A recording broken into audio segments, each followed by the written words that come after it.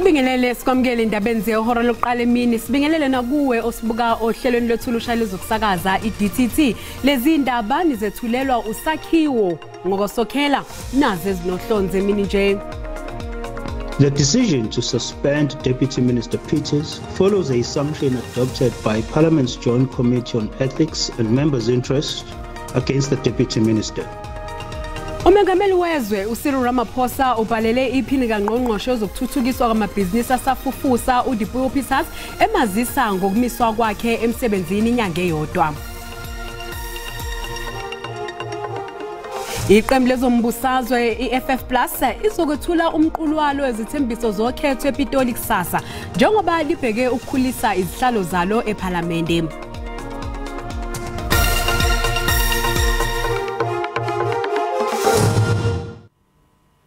Umengameli wezwe uCyril Ramaphosa ubhalele iphini likaNgqongqoshe wezokuthuthukiswa kwamabhizinisi asafufusa uDipuo Peters emazisa ngokumiswa kwakhe emsebenzini inyanga eyodwa ngaphandle kokuholelwa. Lokhu ukuze emva kwesinqumo esithathwe ikomiti elibhekele ukuziphatha kwamalungu ePhalamende elithole ukuthi kukhona okuphambene nemithetho yokuziphatha okwenziwa uPeters ngesikhathi esawungqongqoshe wezokuthutha. Ukumiswa kukaPeters kuza emva kwezinsolo eziningana ezenziwe umholi wenhlangano eUnited Behind uZakhe Ahmad ezokuthi uPeters waba budedengo esikhundleni sakhe sangaphambilini njengongqongqoshe wezokuthutha ngokwehluleka ukuqoka isikhulu esiphezulu sePrasa. Lenhlangano ayeneme ukuthi uPeters umisiwe kuphela ifuna kusungulwe uphenyo futhi aqoshwe esikhundleni. I think this is such a small step forward that we should all be happy about it. But in truth, it is not justice.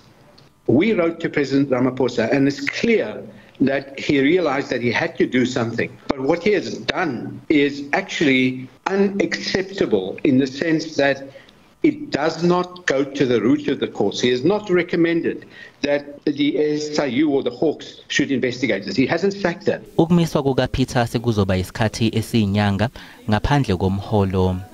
The decision to suspend Deputy Minister Peters follows a sanction adopted by Parliament's Joint Committee on Ethics and Members' Interest against the Deputy Minister. The suspension, which will be without pay, became effective on the 28th of February and will end on the 28th of March. Ngaphezu kwalokho Peters usolwa ngokusebenzisa amabhasi ePrasa emcimbini yeANC phakathi konyaka u2014 kuya ku2015 ngaphandle kokuqinisekisa ukuthi iANC yakhokha. Ngomsombuluko inkantolo ephakeme yaseWestern Cape isichithile isicelo sikaPeters esiphuthumayo sokuzama ukuvimba ikomiti elibhekele ukuziphatha kwamalungu ePhalamende ukuthi limise esikhundleni. Owayiphini likamangameli wezwe empeleni umangameli weANC uKhalima Mutlante nongesihlalo wekomiti leANC lezokhetho uthi uhlu lweANC lwamagama abantu abazongenela ukhetho luzodluliselwa esigungini esiphezulu seANC ukuze siphothule ngalo. Mutlante uthi uyakujabulela ukuthi lolu hlu ke linabantu abasebancane futhi abanamakhono. There were close to 1,000 nominees for both province to province lists as well as province to national lists and the national to national list. So the provinces, each province had to interview, though we established list committees in each province, and the list committees had to interview those nominated for the province to province and province to national lists, which accounted for 700 out of 1,000. And the national list committee had to interview the remaining 300 who were nominated for the national to national list here. iFreedom Front Plus izokwethula umkhankaso wayo wokhetho ePitoli kusasa. Okhethweni olwedlulelwa ngo2019 leliqembu lakhombisa ukwenyukela kwezibalo zamavoti njengoba laze lazuza izihlalo eziyishumi ePhalamende likazwelonke. Leli qembu lingelesihlanu ngobukhulu bamaqembu ePhalamende ngokwesihlalo zalo. Okhethweni olwedlulelwa ngo2019 lazuza ingxenye eningi yamavoti okukholakala ukuthi lawo iphuca iDA. lokhu okwaphinde kwagqama naso ukhethweni lokuchibiyela eBilabila eLimpopo ngo2022 ngesikhathi Freedom Front Plus ihlwitha esinye sezigceme esasiphethwe iqembu leDA. The FF Plus's victory indicates that we are the growing alternative, and it proves that we instill confidence in our voters. We believe that we will sustain this growth on the way to 2024. Ukwesekwa kweFreedom Front Plus kwenyuke ngesilinganiso sika 2.38 wama% nokuyenza ibe nezihlalo eziyishumi eParliament. Okubhekiwe njengoba kusondela ukhetho ezinyangeni ezintathu ezizayo ukuthi lizokwazi yini ukwenyusa isibalo sayo samavoti. Since 2019, the Freedom Front Plus has already taken 6 of the DA wards. 6 of the DA wards, even where the turnout was pretty good at 60-something%. The Freedom Front Plus still went in and took some wards from the DA, which means for me, they are posed for an increase. They are posed for an electoral, better electoral margin going into the 2024 elections. Abaholi beqembu banethemba lokuthi umqulu wabo wezethembiso zokhetho abazowethula ngempela sonto uzoletha ithemba noguquko olusha kubavoti. Umholi weDA uJohn Steenhuisen uziphikile insolo zokuthi iqembu leDA nalo liyakwenza ukujuba amalungu ezikhundleni zikahulumeni ezindaweni ebusa kuzo. Lokhu ke ukusho ngesikhathi eyokhankasa eGqeberha eEastern Cape izolo. Bavelise ngosesikweni amaphekepheke lombutho okugaya inxaso ngaphambi konyulo. Bawasungulela amaphekepheke kwindawo ye-Northern Areas nejonga amehlo abomvu. Kwiminyaka edlulileyo akukho mbutho hambe phambili kule ndawo nanjengoko abahlali bevota imibutho ehlukeneyo, kodwa ukuvela kwamaqela amancinci kuzokwenza kube nzima ngakumbi ukuba kubekho iqela eliphumelelayo. The DA has never practiced cadre deployment, never will practice cadre deployment. Poor Khosi Mayepa has made a complete twit out of himself by writing a letter saying that people who were democratically elected at congresses and appointed as provincial leaders was somehow cadre deployment. Perhaps he needs to go and get a tutorial on what cadre deployment is. Unyaka 2019 eliqela leDA laphumelela ngomyinga 15%, kwaye kulo nyaka lizimisele ukuphumela ngaphezulu koku. Uluntu lapha luthi lunethemba ukuba kuzophucuka kuzizo kwenkonzo emva konyulo. The changes I would really like to see is the crime to stop, our children to be safe. We need to see a lot of changes, like the gangsters. More job opportunities must come out. Eliqela lenza imigushuzo kungabikho kwinkqubo yothutho. Ndingulerato Fekisi kwindaba zeSABC eGqeberha. uTony Forbes onguyise womculo hip hop uKenan Forbes owabedume ngelika aka ukholwa ukuthi unqondonqondo wacija itulo lokubulawa kwendodana yakhe usagcwele amathafa. Lokhu ukusho enkantolo yeMantshi yaseThekwini lapho bekuvele khona abasolwa abayisikhombisa mayelana nokubulawa kaAKA nomngani wakhe uTibelo Tips Muswane. Laba ke basocongwa ngoNhlolanja wanyakenye kanti ke icala lihlehliselwe umhlazi isithupha kwephezulu. Begcwele phama enkantolo kukhona nezikhulu eziphezulu zamaphoyisa nemndeni yezisulu neyabasolwa. Abasolwa abahlanu uLindo Kuhle Mkhwanazi, uLindani Ndimande, uSiyanda Edimieza, umziwethemba Gwabini kanye noLindo Kuhle Ndimande bonke bangene enkantolo bezifihle ubuso. Babhekene ke namacala ayishumi afaka phakathi ukubulala, ukucija itulo lokubulala, ukuzama ukubulala nokutholakala nezibhamu ezingekho emthethweni. Icala ke lihlehlile ukuze umbuso uphothule izinhlelo zokubuyisa abasolwa ababili ababoshwe eSwatini. The prosecutor did mention to the court that they are the two individuals that still have to be extradited back into South Africa. And in the interim, we'll be proceeding with the 5 accused in court. And at any stage, when they are granted back into South Africa, they will be joined to this case. Ngqongqoshe wamaphoyisa ubheka icele uthi unethemba lokuthi abasolwa ababanjwe eSwatini bazobuyiswa kuleli. We don't expect too many hiccups on the matter. From the side of the police, the relationship are quite good with the Eswatini Kingdom. We know the minister there of the police, who happens also to be the vice president, the vice prime minister there. So we are in touch. We talk. Uyise ka AKA uTony Forbes obekhona enkantolo uthi njengomndeni bayobhodla mhla kwatholakala ungqondongqondo owahlela kusocongwa ka AKA. I don't think that the provincial commissioner really meant the true mastermind. I think he was referring to the coordinator. And so the coordinator, if I understand things correctly, received a sum of money and shared it with 6 other people. Icala ke hlehliselo mhla ziyisithupha kwephezulu kanti abasolwa bazogcinwa esitokisini. Mbukeli sathi qhu etolo kanti masibuya sizophathela uWT. These are cadres of the ANC who now want to obviously regain their control and so forth in terms of the allocations of tenders and the influencing thereof. Kudingeke ukuthi umise umhlangano omkhandlu asekuruleni emva kokubambana ngehluthu phakathi kwamalungu eEFF kanye nawe ANC.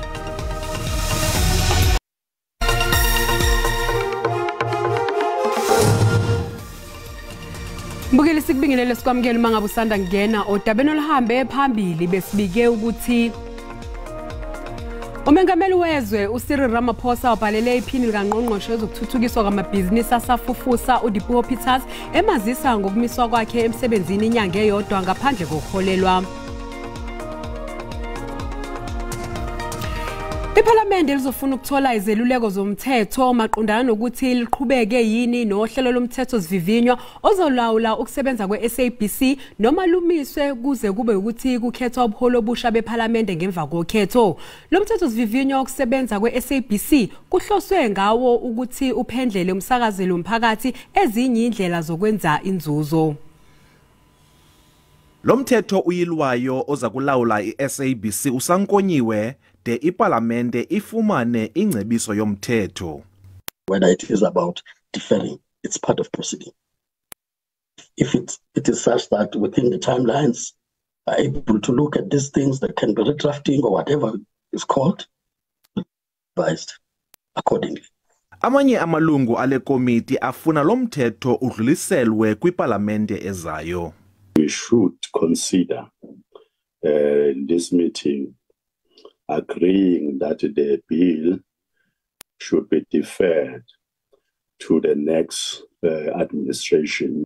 Before we have public participation, before we have legal opinions, before we have received all documentation pertaining to this SABC bill, and Chair, I have been following this with an absolute eagle's eye. I have not received every piece of documentation. Omnye umba ongekasonjululwa ngulomthetho yindlela iSABC emayixhaswe ngayo ngurhulumente. Kwiindaba zeSABC Dingubulelani Philip eParlamente. Kudingeke ukuthi umiswe umhlangano omkhandlu asekuruleni emva kokubambana ngehluthu phakathi kwamalungu eEFF kanye nawe ANC. Kuqala ingxabano kumakhansela ngaphakathi emkhandlwini ngesikhathi Action SA yethula isiphakamiso sokungabethembi ubuholi bemeya usivuyile ngodwana amalungu eEFF agcine ekhishiwe amaphoyisa omkhandlu nokuholela ekutheni usomlomo agcine uvalile lomhlangano. Kuqhume inqindi emkhandlweni wasekuruleni ngesikhathi kwethula isiphakamiso sokungabethembi ubuholi bemeya usivuyile ngodwana. Ungabonike ngasolinye phakathi kweEFF neANC kuholela ekutheni kube nokujikelana ngamazwi emva kokuthi iEFF icele kuba nenguyazana emzuzu engama-30 kulandela izincomo zokuchibiyela isiphakamiso. iANC iphakamise ukuthi kuchibiyele lesiphakamiso yathi iqembu elinesihlalo eziningi lihambise igama lelungu elizogaqela esobumeya. These are cadres of the ANC who now want to obviously regain their control and so forth in terms of the allocations of tenders and the influencing thereof. That we've been able to create internal control systems where there's a complete rejection of that corrupt relationship that might exist between political authority and that one of administration. Izingxoxo ezikhona emakhoneni zithi ANC ihlela ukuvota yeseke isiphakamiso. We were dealing with the mayor who's an accounting officer who should be able to really deal with certain things that are being done. If people are not following processes, and they are not respecting how the council should be run, how the executive should be run, he must deal with it. So that's why we're going for him, and we're saying, you are not firm enough. Comes now a domino effect. It will happen beyond Ekurhuleni. It will happen in Joburg. It will happen in Mokale. It will just happen because they are now getting to a point where they cannot agree. But unfortunately, through all of this, the residents become the sufferers. Lesiphakamiso ke siphakanyiswe i-Action SA kodwa kuzodingeka i-ANC noma i-EFF baqembuke nezihlalo noma bahoxe ekuvoteni ukuze lesiphakamiso siqhubeke.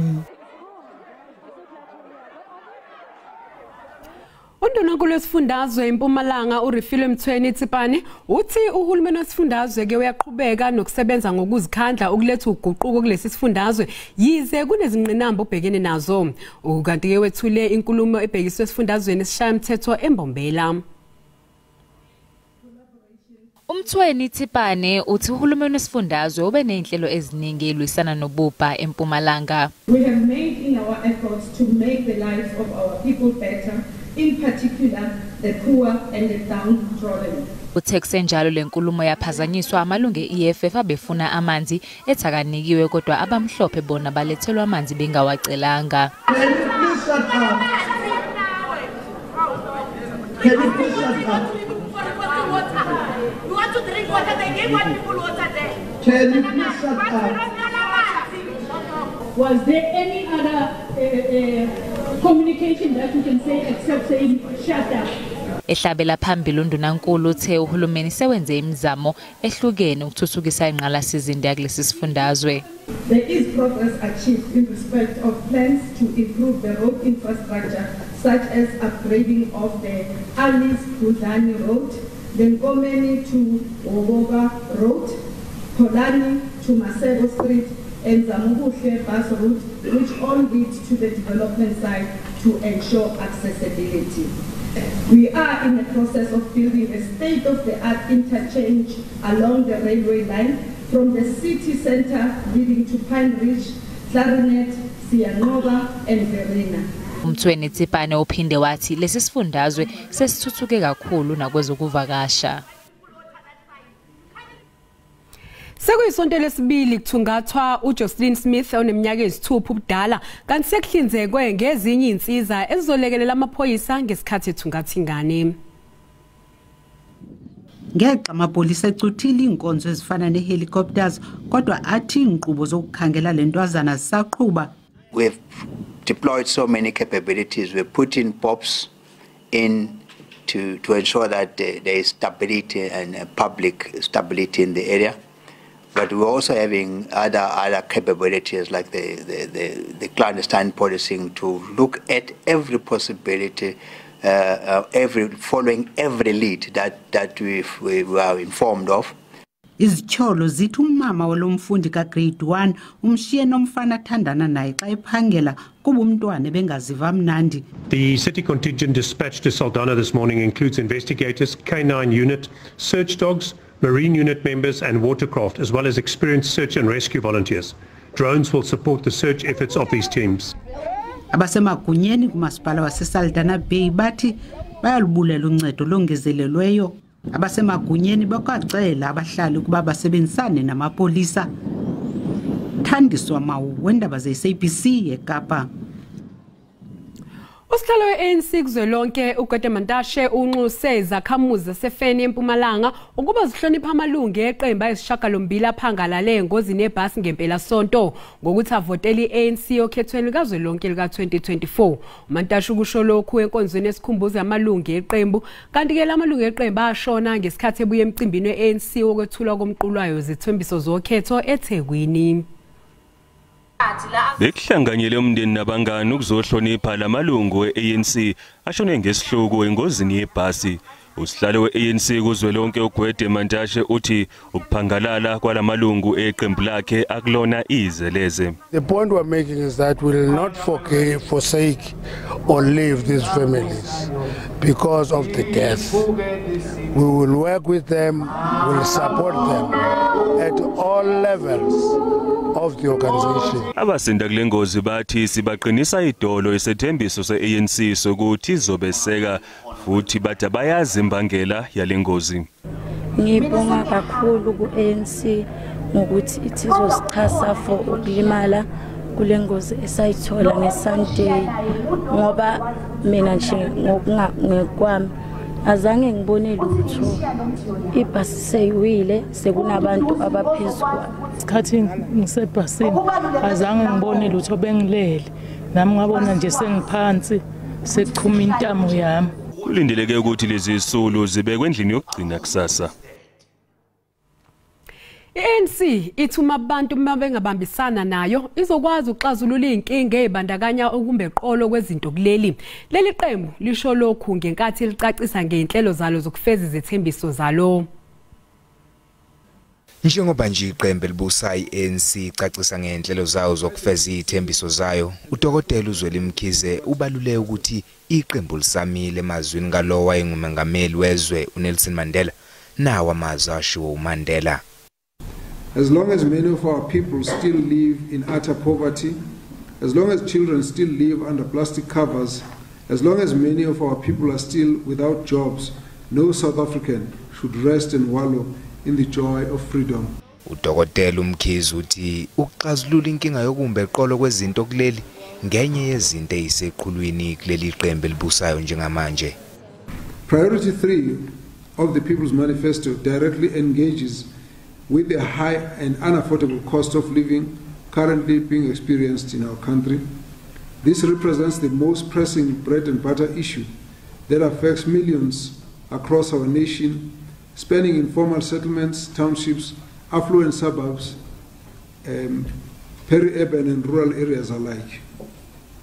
As a disciplined force of the left, the African National Congress is deeply committed to our revolutionary mission of creating a better life for all our people. Umkhize ugcizelele ukuthi yizi ANC siwethulile umqulu wayo wezithembiso kodwa konke kuyohamba ngokuhlela kwayo uma abantu bebambisana nalo leli qembu elibusayo. Mukeli umhlahlo wesimo sezulu uyalandela emva kwekhefu.